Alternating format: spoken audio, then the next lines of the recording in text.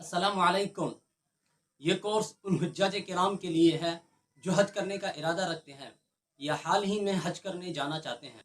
इस कोर्स के अंदर फ़राइज़, वाजिबात और सुनन के सारे कायदे को आसान तरीके से समझाया गया है जो मक्का मदीना में आपके लिए हज करने के अंदर ज़रूरी होता है। तो आप इसको आसानी के साथ सीख जाएंगे। इस कोर्स का ये तीसरा वीडियो है। इससे पहले 2 वीडियो गुजर चुका है और ये इस कोर्स का तीसरा वीडियो है। इसके अंदर आप सीखेंगे तवाफ़ के बारे में, यानी तवाफ़ की कितनी किस्में हैं। मसलन तवाफ़ क़ुदूम, तवाफ़ उम्रा, तवाफ़ ज़ियारत, तवाफ़ रिदा, तवाफ़ वेदा, तवाफ़ हज, हज बदल, ये सारी चीज़ों को आसान तरीके से सीखेंगे। तो चलिए इसको शुरू करते हैं। तवाफ़ बहुत बड़ी फजीलत है। हदीस में आता है कि अल्लाह तबारक व तआला हर रोज़ खाना काबा के ऊपर 120 रहमतें नाजिल फरमाते हैं, जिसमें 60 रहमतें तवाफ़ करने वालों के लिए और 40 उसके अंदर नफल नमाज पढ़ने वालों के लिए और 20 जो सिर्फ खाना काबा को देखते हैं उनके लिए। अगर किसी इंसान ने तवाफ़ भी किया, नफल भी पढ़ा और खाना काबा को देखा भी, पूरा 120 रहमत के वो मुस्तहिक हो गए। आप तवाफ़ की फजीलत को हदीस के रोशनी में समझ रहे हैं। तो चलिए शुरू करते हैं। तवाफ़ का बयान।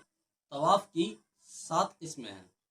नंबर 1, तवाफ़ क़ुदूम। जो शख्स पहली दफ़ा मस्जिद हराम में इहराम की हालत में दाखिल हुआ हो, जिसका इफ़राद या क़िरान का इहराम हो, तो उसके लिए ये तवाफ़ सुन्नत है। नंबर 2, तवाफ़ ज़ियारत। ये हज का रुकन है और फ़र्ज़ है। इसका वक्त 8 ज़िलहिज्जा को सुबह सादिक से लेकर 12 ज़िलहिज्जा के गुरूब आफ्ताब तक वक्त है, तो इसको तवाफ़ ज़ियारत कहते हैं। नंबर 3, तवाफ़ उम्रा। ये तवाफ़ उस शख्स के लिए है जो तवाफ़ के लिए उम्रा का इहराम बांधे। नंबर 4, तवाफ़ विदा, यानी जो शख्स अपने वतन को वापस जा रहे हैं उसके लिए वापसी का तवाफ़ करना तवाफ़ वाजिब है। नंबर 5, तवाफ़ तहिया, यानी जो शख्स मस्जिद हराम में दाखिल हो उस पर तवाफ़ करना मुस्तहब है। मस्जिदुल हराम का तहियतुल मस्जिद तवाफ़ है। नंबर 6, तवाफ़ नज़र, यानी जो शख्स ने तवाफ़ की नज़र कर ली तो उस पर तवाफ़ करना वाजिब है। नंबर 7, तवाफ़ नफल। ये किसी वक्त भी आप इसका तवाफ़ कर सकते हैं। तो ये 7 तवाफ़ थे जिसको आपने समझा। इस्तिलाम कहते हैं हजर अस्वद को छूना या इशारा से इस्तिलाम करना। जब आप जाएंगे मक्का मस्जिद हराम में जाएंगे तो ये आपको पता चल जाएगा। इस्तिबा कहते हैं इहराम के चादर को।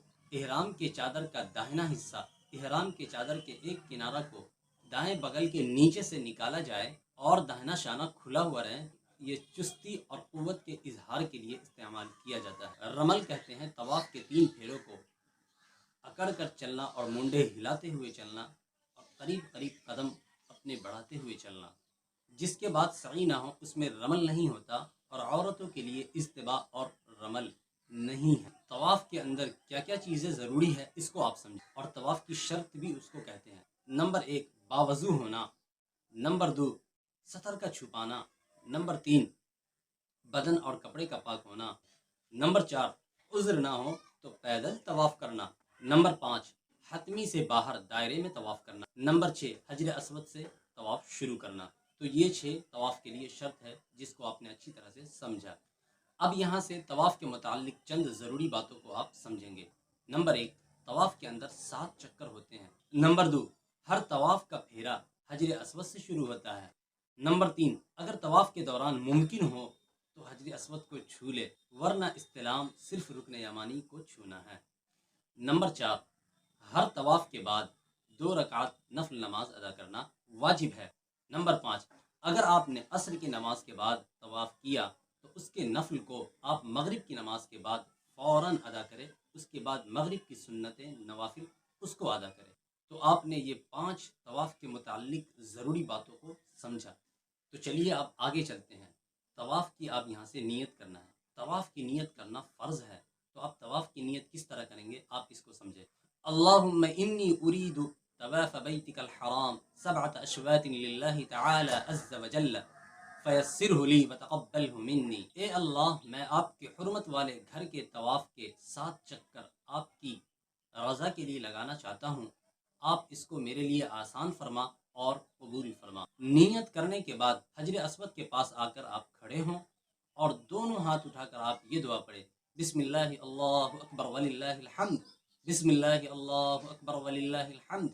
اس کے بعد آپ طواف کے پہلے چکر کے لیے آپ یہ دعا پڑھیں، سبحان اللہ والحمد للہ ولا الہ الا اللہ واللہ اکبر ولا حول ولا قوة الا باللہ العلی العظیم والصلاة والسلام علی رسول اللہ صلی اللہ علیہ وسلم، اللہم ایمانا بک وتصدیقا بکتابک وفاء بعہدک واتباعا لسنتک وحبیبک محمد صلی اللہ علیہ وسلم، اللهم إني أسألك العفو والعافية والمعافاة الدائمة في الدين والدنيا والآخرة والفوز بالجنة والنجاة من النار۔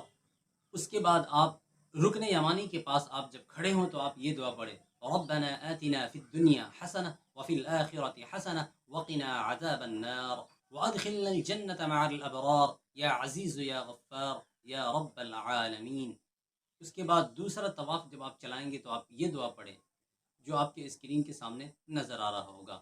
اسی طرح آپ تیسرے چکر لگائیں گے تو آپ یہ دعا پڑھیں جو آپ کے اسکرین کے سامنے ہے۔ اسی طرح آپ چوتھے چکر لگائیں گے تو آپ یہ دعا پڑھیں جو آپ کے اسکرین کے سامنے ہے۔ اسی طرح پانچویں چکر کے اوپر بھی یہ دعا آپ کے سامنے ہے۔ اسی طرح چھٹے چکر کے اوپر بھی آپ یہ دعا پڑھیں جو آپ کے اسکرین کے سامنے ہے۔ اسی طرح ساتویں چکر کے اوپر بھی آپ یہ دعا پڑھیں جو آپ کے اسکرین کے سامنے ہے۔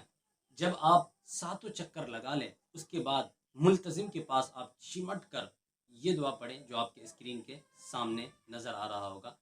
ملتزم کی دعا ختم کرنے کے بعد آپ مقام ابراہیم کے پاس 2 رکعت نماز طواف ادا کریں جو واجب ہے۔ نماز ختم کرنے کے بعد مقام ابراہیم کے پاس آپ یہ دعا پڑھیں جو آپ کے اسکرین کے سامنے نظر آ رہا ہوگا، تو آپ اس کا اسکرین شاٹ بھی لے سکتے ہیں۔ نماز طواف اور ملتزم سے فارغ ہونے کے بعد آپ آب زمزم پئیں اور آب زمزم آپ خوب پیٹ بھر کر پئیں۔ اس کے بعد آپ خانہ کعبہ کی طرف نظر کریں اور آپ یہ دعا پڑھیں، اللہم انی اسألک علما نافعا ورزقا واسعا وشفاء من کل داء۔ اس کے بعد آپ صفا اور مروہ کی سعی کریں۔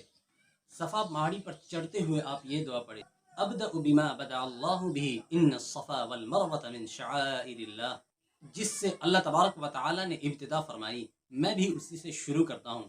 بے شک صفا اور مروہ اللہ تبارک و تعالی کی نشانیوں میں سے ہے۔ صفا پر پہنچ کر بیت اللہ شریف کی طرف آپ نظر کریں اور اپنے ہاتھ کو اٹھائیں اور 3 بار اللہ اکبر اللہ اکبر اللہ اکبر۔ پھر اس کے بعد آپ یہ دعا پڑھیں، لا الہ الا اللہ وحدہ لا شریک لہ لہ الملک ولہ الحمد وہو علی کل شیء قدیر۔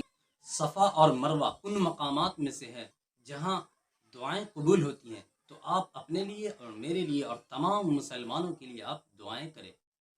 اس کے بعد آپ سعی کی نیت کریں، اللہم انی ارید السعی بین الصفا والمروۃ اشواط لوجہک الکریم فیسرہ لی وتقبلہ منی۔ اس کے بعد آپ صفا اور مروہ سے 1 چکر، مروہ سے صفا 1 چکر، اسی طرح آپ 7 چکر لگائیں۔ اس کے بعد میلین اور اخذین کے درمیان تھوڑا سا اسپیڈ میں آپ کو چلنا ہوگا۔ میلین اور اخذین ایک جگہ ہے جہاں پہ اسپیڈ میں چلنا ہوتا ہے حجاج کرام کو، تو آپ جب صفا اور مروہ کے پاس جائیں گے تو یہ ساری چیزیں آپ کو اپنے آنکھوں کے سامنے نظر آتا ہوا دیکھے گا۔ اس کے بعد آپ سعی کی دعا کریں جو آپ کے اسکرین کے سامنے ہے، تھوڑا سا بڑا ہے، اگر ہو سکے تو آپ اس کو پڑھ لیں تو زیادہ بہتر ہے۔ اس کے بعد آپ کو جو بھی دعا یاد ہو چاہے تو اس کو بھی پڑھ سکتے ہیں۔ سعی کے بعد جن حضرات نے تمتع کی نیت سے احرام باندھا تھا وہ تو عمرہ کر رہے ہیں، ان کے لیے بال کا مڑوانا یا ترشوانا ہوگا۔ افراد یا قران والے احرام کی حالت ہی میں رہیں گے۔